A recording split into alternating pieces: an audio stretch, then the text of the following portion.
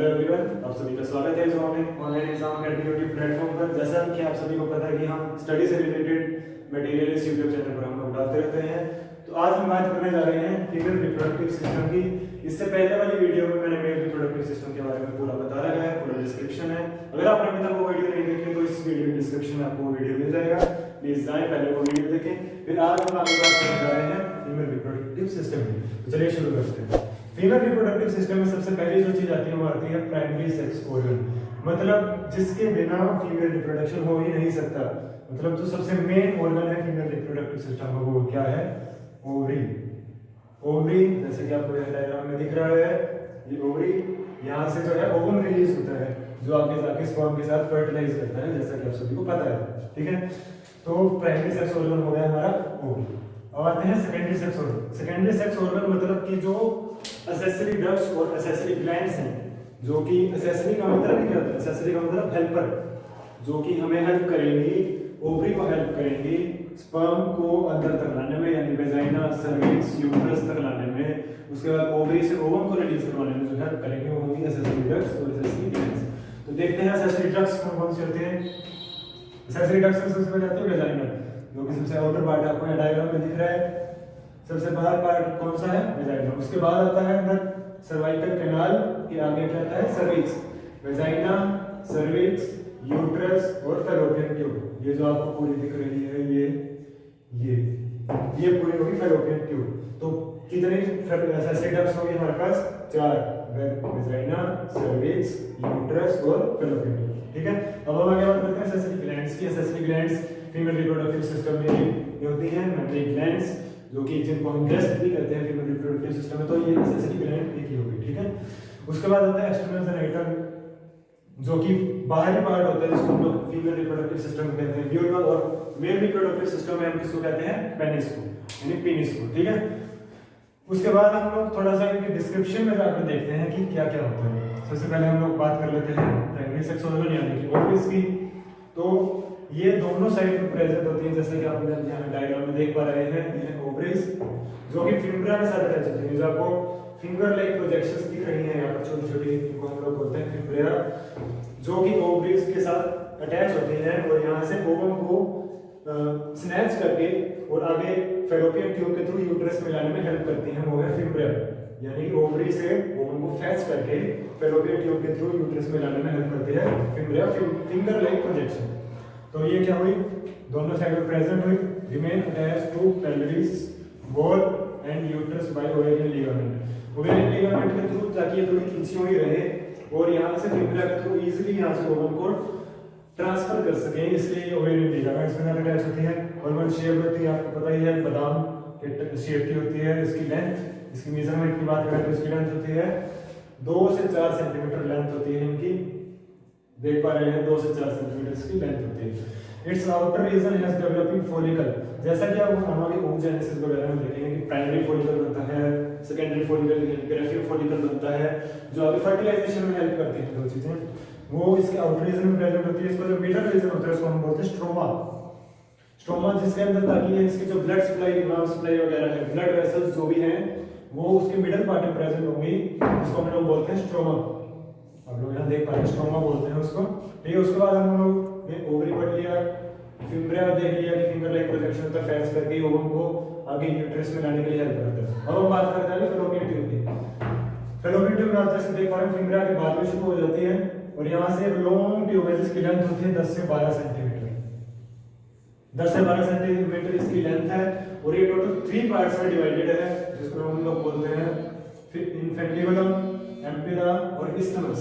Total 3 parts होते हैं इसके, इन्फेंटिबुलम, एम्पिला और इस्थमस। तो इसके 3 पार्ट्स होते हैं, इन्फेंटिबुलम, एम्पिला और इस्थमस। टोटल इसके 3 पार्ट्स हो गए। टोटल लेंथ कितनी है? 10 से 12 सेंटीमीटर। फैलोपियन ट्यूब कहाँ तक प्रेजेंट होती है? हमारी किडनी के पास तक। लोअर एब्डोमेन, आप लोगों को पता होगा, एब्डोमेन के टोटल 3 पार्ट्स होते हैं, सबसे लोअर एब्डोमेन में प्रेजेंट होती है, यानी किडनी के पास पीछे की साइड पर। आपको पता होगा किडनी प्रेजेंट होती है, पीछे की साइड किडनीज होती हैं। तो वहां तक ही फैलोपियन ट्यूब जाती है, 10 से 12 सेंटीमीटर इसकी लेंथ होती है। टोटल 3 पार्ट्स हो गए, इन्फेंटिबुलम, एम्पिला और इस्थमस। इन्फेंटिबुलम जो है वो फिंगरा के सबसे पहला पार्ट आता है, फिंगरा के सबसे नियर अबाउट है, और जो इसका मिडिल पार्ट आता है वो है एम्पिला, और सबसे लास्ट पार्ट जो यूट्रिन कैविटी के साथ जुड़ा हुआ होता है उसको हम लोग बोलते हैं इस्थमस।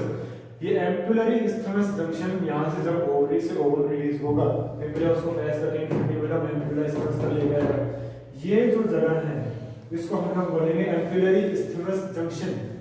यहाँ से स्पर्म आया, यहाँ से स्पर्म वेजाइना, सर्विक्स कनाल, सर्विक्स, यूट्रिन कैविटी, और यहाँ से जब वो फेलोपियन ट्यूब में जाएगा स्पर्म, और यहाँ से ओवम आएगा, तो यहाँ पर जाकर कहीं फर्टिलाइजेशन होगा, वो क्या बनाएंगे, वो जाइगोट। तो इस जंक्शन को हम लोग क्या बोलेंगे, एम्पुलरी इस्थमिक जंक्शन। ठीक है, ये बहुत ही इंपॉर्टेंट है, इज नोटेड। एम्पुला इस्थमस ये फेलोपियन ट्यूब के पार्ट्स हो गए, एम्पुलरी इस्थमिक जंक्शन जहाँ पर फर्टिलाइजेशन होगा, यहाँ से स्पर्म आके यहाँ फर्टिलाइजेशन मिलकर जाइगोट बनेंगे। ये हो गई हमारी फेलोपियन ट्यूब। ठीक है, उसके बाद हम लोग बात करते हैं थोड़ा सा आगे आकर ओवरी हो गई, फिम्ब्रिया, फेलोपियन ट्यूब, और हम आ गए यूट्रस के अंदर। ठीक है, यूट्रस को हम लोग वूम्ब भी बोलते हैं और फेलोपियन ट्यूब को हम लोग ओविडक्ट भी बोलते हैं। कभी ओविडक्ट आ जाता है एग्जाम में तो बच्चे बोल देते हैं कि फेलोपियन ट्यूब भी होती है ओविडक्ट। ठीक है, ओविडक्ट मतलब जहां से ओवम ट्रैवल कर आएगा, ओविडक्ट। ठीक है, यूट्रस वूम्ब हो गया। मस्कुलर ईयर शेप होती है, आप सबको पता है, अटैच टू पेल्विक वॉल, जैसे कि ओवरीज भी अटैच टू पेल्विक वॉल थी, वैसे ही यूट्रस भी वहीं से अटैच हो गई। Present between rectum and urinary bladder, rectum और यूरिनरी ब्लैडर के बीच में हमारी यूट्रस प्रेजेंट होती है फीमेल रिप्रोडक्टिव सिस्टम में। ठीक है, अब हम लोग थोड़ी आगे बात कर लेते हैं एक्सटर्नल जेनिटेलिया की। सबसे पहले क्या आता है, उसके अंदर 4 पार्ट्स हैं। मोन्स प्यूबिस, मोन्स प्यूबिस के अंदर जो फैटी टिश्यूज होते हैं जिसको कौन कवर करके रखता है, स्किन और हेयर्स। मोन्स प्यूबिस आपने देखा होगा कि जो एक्सटर्नल हेयर्स होते हैं उनको ही मेनली मोन्स प्यूबिस बोलते हैं। ओके, उसके बाद हम लोग सेकंड पार्ट पर आते हैं, लेबिया मेजोरम। 2 फोल्ड्स होते हैं बाहर की तरफ, वेजाइनल कवरिंग के बाहर, जैसे ये वेजाइना है इधर, तो इसके बाहर कुछ फोल्ड्स होंगे जिनको हम लोग बोलते हैं लेबिया मेजोरा, जो इसको सराउंड कर रखेंगे, इसको कवर कर रखेंगे, तो फ्लैप टाइप होते हैं। ठीक है, उसको हम लोग बोलते हैं लेबिया मेजोरा। अब आती है क्लिटोरिस। क्लिटोरिस मतलब ये टीनी फिंगर लाइक प्रोजेक्शन होती है लेबिया मेजोरा के पास, मतलब वेजाइना के पास। ये फिंगर लाइक प्रोजेक्शन है जो कि एक्साइटमेंट के काम आती है, अगर मैं एक तरह से कहूं तो एक्साइटमेंट के काम बनाएगी clitoris. Okay, tiny finger like projection होती है 2 लेबिया मेजोरा के पास। लेबिया मेजोरा कहां प्रेजेंट होता है, वेजाइना के बाहर। ठीक है, उसके बाद आते हैं हम लोग हाइमन। ये muscular membrane cover the vaginal opening, ये वेजाइनल है, यहां से आगे जो वेजाइनल ओपनिंग होगी इसके बाद एक हाइमन प्रेजेंट होता है, जिसको हम लोग सिंपल लैंग्वेज में अगर बात करना चाहें तो हम लोग उसको कहेंगे वर्जिनिटी का साइन, हम लोग उसको मान सकते हैं। ठीक है, कि अगर हाइमन प्रेजेंट है, मस्कुलर मेम्ब्रेन कवरिंग पूरी कवर है, तो मतलब अभी वो वर्जिन है। मतलब अगर हम सिंपल लैंग्वेज में कहें तो वर्जिनिटी का एक साइन है हाइमन, जिसको अगर हम हॉर्स राइडिंग करें या साइकिलिंग करें, है ना, कुछ होते हैं ना हॉर्स राइडिंग वगैरह या साइकिलिंग वगैरह, अगर प्रेशर आए वहां पर तो वो हाइमन टूट जाता है। आजकल तो जल्दी एज में टूट जाता है हाइमन यूनिवर्सिटी, इसलिए इसको हम एक वर्जिनिटी का साइन हम मान सकते हैं। अगर मैं सिंपल लैंग्वेज में कहूं, इसमें अगर आप कहेंगे तो म्यूकस मेम्ब्रेन कवर्स दी वेजाइनल ओपनिंग, वेजाइनल ओपनिंग के बाहर एक म्यूकस मेम्ब्रेन की कवरिंग होती है, उसको हम लोग बोलते हैं हाइमन। ठीक है, तो ये सब कुछ हो गया, प्राइमरी सेक्स ऑर्गन हो गया, सेकेंडरी सेक्स ऑर्गन, ओवरीज हो गया, हम लोगों ने फेलोपियन ट्यूब पढ़ लिया, यूट्रिन कैविटी पढ़ ली। अब हम लोग एक बार सिंपल पाथवे देख लेते हैं कॉमन सा, कि स्पर्म आएगा सबसे पहले, वो कहां जाएगा, वेजाइना के अंदर। वेजाइना के बाद वो सर्वाइकल कैनाल, सर्वाइकल कैनाल के बाद वो सर्विक्स, सर्विक्स के बाद वो मेनली कहां पर जाएगा, यूट्रस से, यूट्रस से ट्रैवल करता हो फेलोपियन ट्यूब में। फेलोपियन ट्यूब में जो यहाँ से ओवरी है वो अपना ओवम रिलीज करेगी, फिम्ब्रिया उसको फैच करेगा ओवम को और उसको फेलोपियन ट्यूब में लेके जाएंगे। और यहाँ पे जो इसके 3 पार्ट्स हैं, इंफेंटिबुलम, एम्पुला और इस्थमस, ये जो एम्पुलरी इस्थमिक जंक्शन है, यहाँ पर जाकर नहीं एग्जैक्टली फर्टिलाइजेशन अक्कर होते हैं स्पर्म और ओवम के बीच में। ठीक है, अब हम यूट्रस के भी थोड़े मोटे पार्ट्स दे देते हैं, उसकी जो कवरिंग्स होती हैं, तो इसकी सबसे पहली जो कवरिंग आती है वो आती है पेरिटोनियम, पेरीमेट्रियम, सॉरी पेरीमेट्रियम, इसकी जो कवरिंग आती है वो सबसे आउटर कवरिंग है। ओके, उसकी जो उसके बाद जो मिडिल कवरिंग आती है उसको बोलते हैं हम लोग मायोमेट्रियम, और सबसे अंदर की जो कवरिंग आती है उसको बोलते हैं हम लोग एंडोमेट्रियम। पेरीमेट्रियम, मायोमेट्रियम और एंडोमेट्रियम। मेंस्ट्रुअल साइकिल के अंदर, यानी जब हम सिंपल लैंग्वेज में कहें तो पीरियड्स होते हैं, पीरियड्स में जो सबसे ज्यादा अफेक्टेड लेयर होती है उसको हम लोग बोलते हैं एंडोमेट्रियम। यही जो सबसे अंदर की लाइनिंग है ये सबसे अंदर की रेडियस, ये ही म्यूकस में कन्वर्ट होकर यहाँ से सारा जो फ्लूइड जो है वो बाहर आ जाता है जब पीरियड्स ओवर होने वाले होते हैं। देखते हैं ना पीरियड्स के लास्ट में सब कुछ बाहर आ जाता है म्यूकस की फॉर्म में, ब्लड बाहर आता है जब, तो सबसे ज्यादा अफेक्टेड लेयर उसकी कौन सी होती है? एंडोमेट्रियम, सबसे अंदर की कवरिंग और सबसे affected layer during menstrual cycle, ठीक है, उसको हम लोग बोलते हैं एंडोमेट्रियम। थोड़ा बहुत नजर हम लोग मेमोरी ग्लैंड पर भी मार लेते हैं क्योंकि ये भी सेंसरी ग्लैंड है, मेमोरी ग्लैंड, ठीक है। तो हम लोग देखते हैं कहाँ पर प्रेजेंट होती है। अगर मैं इसका एग्जैक्ट लोकेशन बताऊँ तो हमारी फोर्थ रिंग, हमारी जो चौथी रिंग होती है यहाँ पर, वहाँ पर ये रिब्स के आगे प्रेजेंट होते हैं। तो ये सबसे आगे हो गई क्या? रिंग, मेनली फोर्थ रिंग, ठीक है, मेनली फोर्थ रिंग के आसपास कहीं प्रेजेंट होंगे। और इसके आगे जो रिब्स के बीच में जो मसल्स प्रेजेंट होती है उनको हम लोग बोलते हैं intercostal muscles, muscle between ribs, ये जो आपको दिख रही है। चेस्ट के आगे की जो सबसे बड़ी मसल जो होती है उसको बोलते हैं हम पेक्टोरलिस मेजर। ये जो सब ये मैंने पूरी यहाँ से कवरिंग की हुई है, इसको हम लोग बोलेंगे पेक्टोरलिस मेजर। दो मसल्स आ गई, इंटरकोस्टल मसल और पेक्टोरलिस मेजर। हमारी चेस्ट की सबसे बड़ी मसल होती है पेक्टोरलिस मेजर। अब यहाँ पर फैट के टिश्यूज कुछ प्रेजेंट हैं, फैटी टिश्यूज के बाद हमारे आ जाते हैं मेमोरी लोब्स। टोटल 15 से 20 मेमोरी लोब्स प्रेजेंट होते हैं टोटल। उसके बाद हमारे आ जाते हैं एल्वियोलस, मेमोरी एल्वियोलस के बाद मेमोरी डक्ट आ जाती है। मेमोरी डक्ट के बाद आ जाता है हमारा एम्प्यूला के बाद लैक्टिफेरस डक्ट, जहां पर मिल्क बनता है। ये जस्ट निपल के पहले प्रेजेंट होती है लैक्टिफेरस डक्ट एम्प्यूला के बाद में, और यहाँ पर ही मिल्क बनता है लैक्टिफेरस डक्ट में। और ये निपल हो गया, निपल से बाहर आता है, ठीक है। पोज करिए 2 मिनट। तो अभी हम देखने वाले हैं आगे होगा। अभी हमने क्या देख लिया? यूट्रस वगैरह देख लिया, यूट्रस सर्विक्स वगैरह प्रोपर्टी सारा स्ट्रक्चर देख लिया यूट्राइन कैविटी का। अभी हमने मेमोरी ग्लैंड्स देख लिए, अगर हमने देख लिए हैं वो सब। अब हम आगे देखने जा रहे हैं ओवम का स्ट्रक्चर। ओवम के स्ट्रक्चर में सबसे पहले सबसे जो आउटर कवरिंग आती है ओवम की, उसको हम लोग क्या कहते हैं? Corona radiata. कोरोना है जो भी चल ही रहा है उसको इसकी सबसे आउटर कवरिंग होती है ओवम की, उसको हम लोग क्या कहते हैं? Corona radiata. ये क्या है? इसकी सबसे आउटर कवरिंग, ठीक है, जो कि ओवम के अंदर के स्ट्रक्चर को प्रोटेक्ट करने का काम करती है। उसके बाद जो इसकी अगली प्रोटेक्टिव कवरिंग आती है उसको हम लोग बोलते हैं जोना पेल्यूसिडा, ठीक है। सबसे पहले सबसे आउटर कवरिंग कौन सी आई? इसको हमने 1 नंबर दे दिया, यानी सबसे बाहर की जो कवरिंग है उसको बोलते हैं कोरोना रेडिएटा। सेकंड नंबर पे जो कवरिंग आती है वो होती है जोना पेल्यूसिडा। इसके अंदर कुछ ग्लाइकोप्रोटीन्स प्रेजेंट होते हैं जो कि ओवम के अंदर जितने भी स्ट्रक्चर्स है, पोलर बॉडी है, माइटोकॉन्ड्रिया है, साइटोप्लाज्म है, हैप्लॉइड न्यूक्लियस है, इन सबको प्रोटेक्ट करने का काम किसका है? जोना पेल्यूसिडा का। सबसे बाहर की आउटर कवरिंग कौन है? कोरोना रेडिएटा, ठीक है। जोना पेल्यूसिडा की हम लोग बात करते हैं। इसके अंदर जो न्यूक्लियस प्रेजेंट होते हैं, जो कोरोना रेडिएटा की कवरिंग के अंदर न्यूक्लियस प्रेजेंट होते हैं, और उसके अंदर ओवम के अंदर क्या आ जाता है? माइटोकॉन्ड्रिया। माइटोकॉन्ड्रिया आपको पता ही है क्या प्रोवाइड करता है? एटीपी प्रोवाइड करना, एनर्जी प्रोवाइड करना माइटोकॉन्ड्रिया का काम है। उसके बाद हैप्लॉइड न्यूक्लियस प्रेजेंट होता है जिसके अंदर क्रोमोसोम के हर एक पेयर की कॉपी प्रेजेंट होती है। हैप्लॉइड न्यूक्लियस जो ये प्रेजेंट आपको स्ट्रक्चर दिख रहा है ऐसा, इसके अंदर क्रोमोसोम के हर एक कॉपी इसके अंदर प्रेजेंट होती है हैप्लॉइड न्यूक्लियस के अंदर, जो ओवम के अंदर स्ट्रक्चर प्रेजेंट है। बाहर वाले न्यूक्लियस की बात नहीं कर रहा, जो अंदर जो न्यूक्लियस प्रेजेंट है उसकी बात कर रहा हूँ कि इसके अंदर क्रोमोसोम के हर एक सेट की कॉपी प्रेजेंट है, ठीक है। उसके बाद साइटोप्लाज्म ऑब्वियसली हो गई, साइटोप्लाज्म जो अंदर लिक्विड प्रेजेंट होता है वो साइटोप्लाज्म हो गया। फाइनली जो स्ट्रक्चर आता है वो आता है कोर्टिकल ग्रैन्यूल।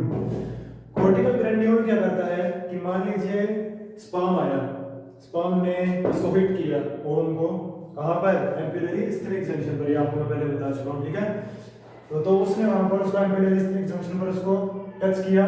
टच करते ही कोर्टिकल ग्रैन्यूल का काम क्या है कि इस कवरिंग को हार्ड कर देना, ताकि आपको पता है कि 200 से 300 मिलियन तक स्पर्म रिलीज होते हैं मेल रिप्रोडक्टिव सिस्टम में से, 200 से 300 मिलियन तक। तो 200 से 300 मिलियन के अंदर सिर्फ एक ही स्पर्म, एक लकी स्पर्म जो है वो इस ओवम के साथ जाकर फर्टिलाइज होगा एम्पिलरी स्थिनिक जंक्शन पर, ठीक है। अब वो एक अगर स्पर्म इसके साथ हिट कर गया कहीं पे भी, कोरोना रेडिएटा के साथ जो सबसे इसकी आउटर कवरिंग है उसके साथ हिट कर गया, तो कोर्टिकल ग्रैन्यूल का काम क्या है? बाकी कवरिंग को हार्ड कर देना ताकि कोई और स्पर्म आकर इसको फर्टिलाइज ना कर सके। अब मैंने आपको ये तीनों स्ट्रक्चर बता दिए हैं। तो अब जो हमारा अगला टॉपिक हम करने जा रहे हैं उसका नाम है oogenesis। जैसे हमने मेल रिप्रोडक्टिव सिस्टम में पढ़ा था स्पर्मेटोजेनेसिस, वैसे फीमेल रिप्रोडक्टिव सिस्टम में क्या होता है oogenesis। oogenesis का मतलब क्या होता है formation of mature female gamete. Male gamete कौन-कौन से थे? दो मेल जर्म सेल्स, स्पर्मियोजेनेसिस और सेटोरी सेल्स थी ना। वैसे यहाँ पर मैच्योर फीमेल गैमीट के बारे में हम आगे, इसके 3 फेज है टोटल, उसमें टोटल 4 फेज थे, multiplication, growth, maturation. Male reproductive system में एक एक्स्ट्रा कौन सा था? डिफरेंशिएशन फेज आता था, उसमें ये डिफरेंशिएशन फेज नहीं है। इसका सबसे पहला फेज हम लोग फटाफट देख लेते हैं, वीडियो ज्यादा लंबी ना हो। मल्टीप्लिकेशन फेज में क्या आता है? स्टार्टिंग एम्ब्रियोनिक स्टेज, जब हम एम्ब्रियो में होते हैं फीमेल, जब एम्ब्रियो स्टेज पे होती है, एम्ब्रियो और फीटस में आप लोग अच्छे से डिफरेंस समझते होंगे, मैं वो समझाने नहीं जा रहा हूं। Starting embryonic stage, no more oogonia is added after birth. Males में क्या होता है कि उनका जो टेस्टोस्टेरोन या स्पर्म्स बनने शुरू होते हैं वो प्यूबर्टी में शुरू होते हैं, लेकिन फीमेल्स में क्या होता है वो एम्ब्रियोनिक स्टेज में ही स्टार्ट हो जाते हैं बनने। ठीक है, इसमें बर्थ के बाद और कुछ भी ऐड नहीं किया जा सकता। No more oogonia is added after birth. oogonia undergo mitosis, ये यहाँ पे डायनामिक रिप्रेजेंटेशन आप लोग देख लीजिए। oogonia फर्स्ट सबसे पहले माइटोसिस, माइटोटिक डिवीजन के अंदर जाएगा और किसका फॉर्मेशन करेगा? प्राइमरी oocyte का फॉर्मेशन करेगा, जो कि आप लोगों ने लिख भी रखा है। oogonia undergo mitosis and form primary oocyte। Primary oocyte बन गया। अब हम सेकंड फेज में आते हैं। फर्स्ट फेज में सिर्फ इतना ही है कि oogonia माइटोसिस डिवीजन के बाद प्राइमरी oocyte बनाएगा। सेकंड फेज में क्या आता है? Growth phase. Primary oocyte surrounded the granulosa cells called primary follicle. ये जो प्राइमरी oocyte बना, इसके चारों ओर एक लेयर बन जाती है ग्रैन्युलोसा सेल्स की। अगर वो लेयर उस पर चढ़ गई तो हम उसको क्या कहेंगे? प्राइमरी फॉलिकल कहने लग जाएंगे। ठीक है, oocyte और फॉलिकल में कंफ्यूज नहीं होना। जब उसके oocyte के बाहर एक लेयर चढ़ जाएगी तो हम उसको क्या कहने लग जाएंगे? फॉलिकल कहने लग जाएंगे। At puberty 60 to 80,000 follicles are left. सिर्फ इतने ही फॉलिकल्स बचते हैं प्यूबर्टी तक, इनमें से ही कोई स्पर्म के साथ फर्टिलाइज हो पाते हैं 60 to 80,000। मेल्स की तरह नहीं है कि वहां पर 200 से 300 मिलियन कुछ हो गए, यहाँ पर सिर्फ 60,000 से 80,000 तक है। आगे क्या होगा? प्राइमरी oocyte जो है यहाँ पर फर्स्ट मायोटिक डिवीजन के अंदर जाएगा। फर्स्ट मायोटिक डिवीजन, यहाँ पे मैंने लिखना भूल गया था। oocyte undergo first meiotic division and form the secondary oocyte। ठीक है, तो यहाँ पर इतने फॉलिकल्स लेफ्ट रहे। अब हम आते हैं अगले फेज में। हमारा जो लास्ट फेज है उसको कहते हैं मैच्योरेशन फेज। प्राइमरी फॉलिकल बना, एक लेयर चढ़ी तो प्राइमरी फॉलिकल, दूसरी लेयर चढ़ी तो secondary follicle. Secondary follicle turns into tertiary follicle. मतलब टोटल कितनी लेयर्स होगी? 3 लेयर्स हो गई एक ही oocyte के बाहर। oocyte के बाहर ही ग्रैन्युलोसा सेल्स की लेयर चलती है और क्या बन जाता है? फॉलिकल। ठीक है, टोटल 3 लेयर्स हो गई तो क्या बना? Tertiary follicle. Primary oocyte within third, मतलब tertiary follicle increase in size and form the first polar body. आपको यहाँ पर दिख रहा है कि फर्स्ट पोलर बॉडी है। तो यहाँ पर क्या होगा कि प्राइमरी oocyte के बाहर 3 ग्रैन्युलोसा सेल्स की लेयर चली और क्या बना?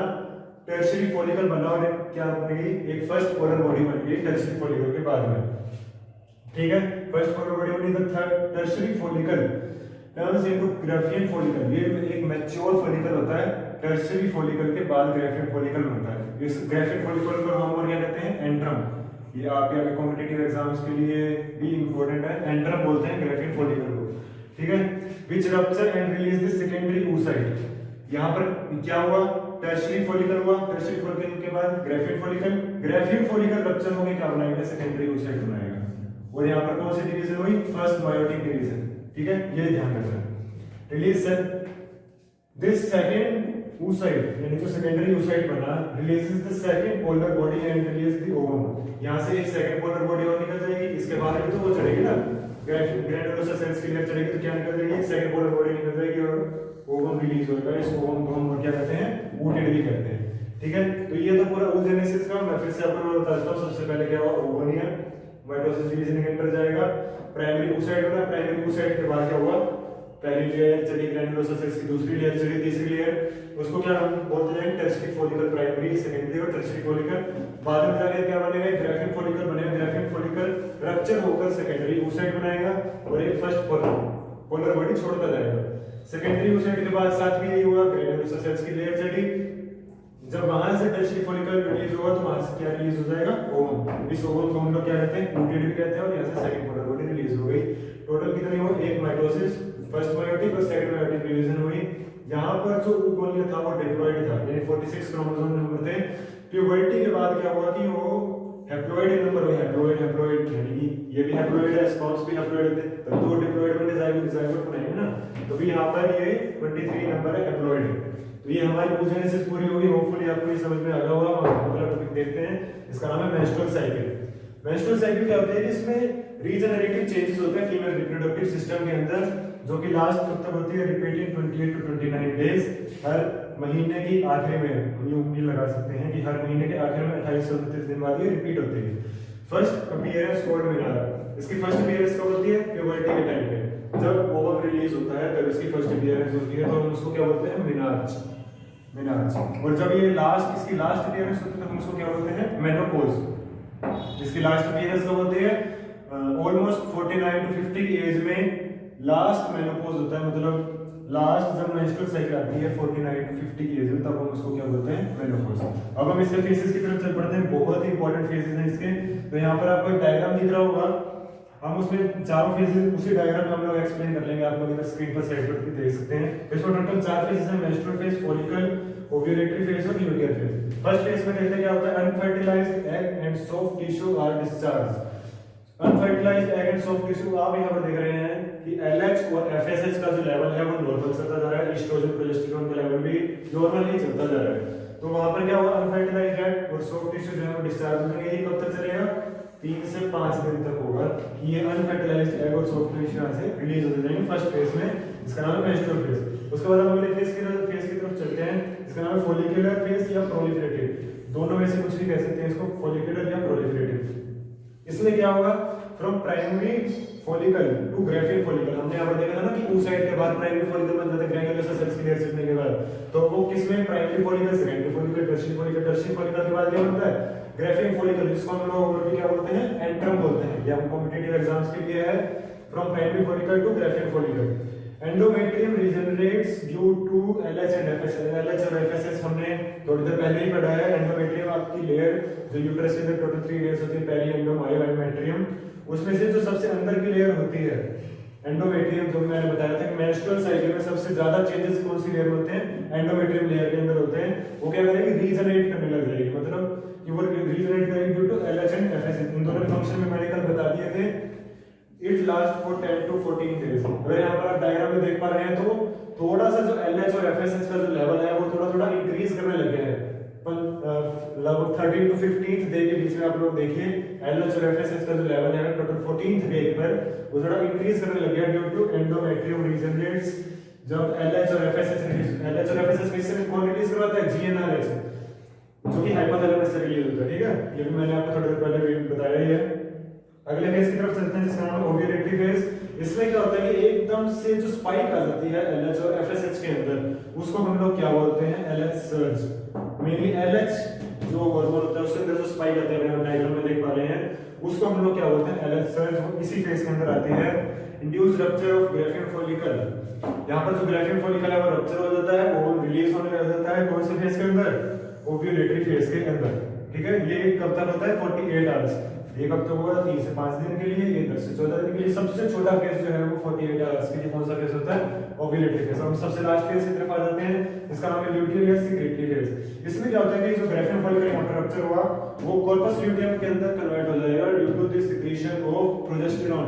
आप लोग आगे देखेंगे कि वहां पर एस्ट्रोजन का लेवल तो नॉर्मल चलता जाएगा, लेकिन जो प्रोजेस्टेरॉन का लेवल है डायग्राम में देखिए कि वो थोड़ा सा ऊपर जाने लगे। ठीक है, प्रोजेस्टेरॉन के लेवल की वजह से जो रप्चर्ड फॉलिकल है वो कॉर्पस ल्यूटियम के अंदर कन्वर्ट होने लग जाता है।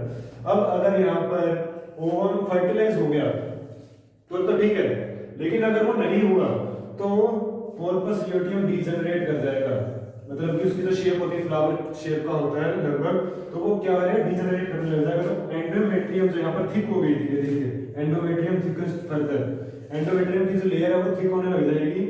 तो अगर वो ओवम फर्टिलाइज नहीं हुआ तो endometrium leading to menstruation. Menstruation का मतलब कि वो जो सारा वहां पर थिक हुआ था वो सारा मटेरियल धीरे धीरे बाहर आने लग जाएगा। कब, 28 to 29 डे के अंदर। ठीक है, क्योंकि सबसे लास्ट फेज है, सबसे आखिरी में होगा। ठीक है, कॉर्पस ल्यूटियम डीजनरेट करेगा, एंडोमेट्रियम लीडिंग टू मेंस्ट्रुएशन। सबसे लास्ट में क्या होगा, oestrogen and progesterone level rise. इसी की वजह से तो जब मेंस्ट्रुएशन हुआ, क्योंकि एंडोमेट्रियम जो थी उसने क्या किया, डिजेनरेट कर गई, कॉर्पस ल्यूटियम डिजेनरेट कर गया। ये हो गई आपकी मेंस्ट्रुएशन साइकिल, मेंस्ट्रुअल साइकिल। किन के अंदर होती है? मंकीज के अंदर, ह्यूमन बीइंग्स के अंदर और एप्स के अंदर, ठीक है, सबके अंदर मेंस्ट्रुअल साइकिल चलती है। ये आपका oogenesis और मेंस्ट्रुअल साइकिल हो गया। होपफुली आपको सब कुछ समझ में आ गया हो। अगर आपको समझ में नहीं आया तो आप कमेंट सेक्शन में बता सकते हैं लिखकर, और